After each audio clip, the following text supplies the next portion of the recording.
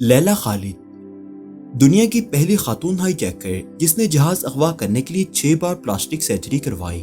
دنیا کے مشکل ترین کاموں میں سے ایک کام ہائی جیکنگ ہے، جس میں کسی بھی ملک کا طیارہ اغوا کرنا اور اس کے ذریعے اپنے مطالبات منوانا ہے۔ ہائی جیکنگ جیسے جرم میں اول تو کسی خاتون کا ملوث ہونا ہی حیرت کی بات ہے، لیکن کسی نوجوان لڑکی کا جہاز ہائی جیک کرنا، پھر پلاسٹک سرجری سے اپنی شکل تبدیل کرانا اور ایک بار پھر ہائی جیکنگ کرنا، یہ تو یقیناً ایسی حیران کن کہانی ہے جو فلمی لگتی ہے۔ لیکن دنیا میں یہ واحد مثال فلسطینی خاتون لیلا خالد ہے، جس نے ایک نہیں 2 بار جہاز ہائی جیک کیا۔ لیلا خالد نے بچپن ہی فلسطین کی آزادی تحریک میں شمولیت اختیار کی اور دیکھتے ہی دیکھتے ایک متحرک کارکن بن کر سامنے آئی۔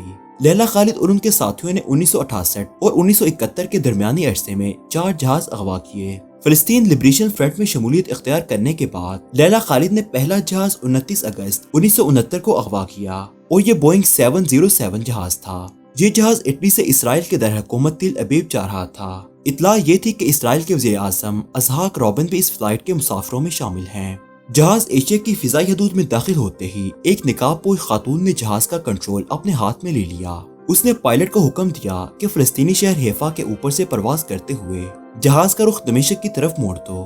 دمشق جانے سے پہلے میں اپنی جائے پیدائش وطن مالوف حیفا کو دیکھنا چاہتی ہوں۔ خاتون اور اس کے ساتھی بموں سے مسلح تھے۔ پائلٹ نے حکم کی تعمیل کی، جہاز دمشق میں اتار لیا گیا۔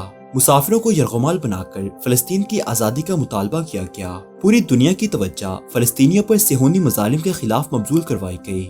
مذاکرات کے بعد اسرائیلی جیلوں میں فلسطینی قیدیوں کی رہائی اور ہائی جیکروں کی بحفاظت واپسی کی شرائط پر تمام یرغمالیوں کو رہا کر دیا گیا۔ دنیا بھر کے ٹیلی ویژن چینلوں اور اخبارات نے لیلا خالد کے انٹرویو نشر اور شائع کیے۔ وہ عالم اسلام کی آنکھ کا تارہ بن گئی۔ ان کی تصویروں کو اتنی شہرت ملی جو اس سے پہلے کسی مسلمان خاتون کو نہیں ملی تھی۔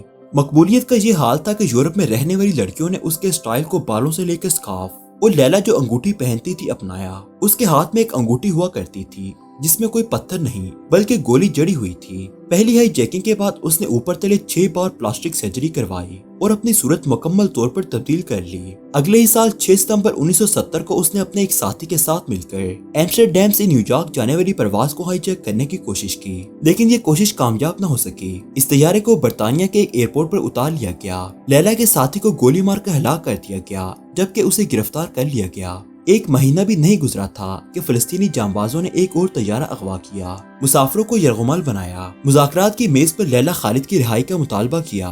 یوں لیلا خالد کو کیسے رہائی ملی؟ اپنی خود نوشت سوانح عمری مائی پیپل شیل لیو میں انہوں نے اپنی کہانی لکھی ہے۔ یہ دل کو دہلا دینے والی کہانی ہے۔ یہ کتاب 1973 میں شائع ہوئی جبکہ لیلا خالد کی زندگی پر فلم 2005 میں بنی۔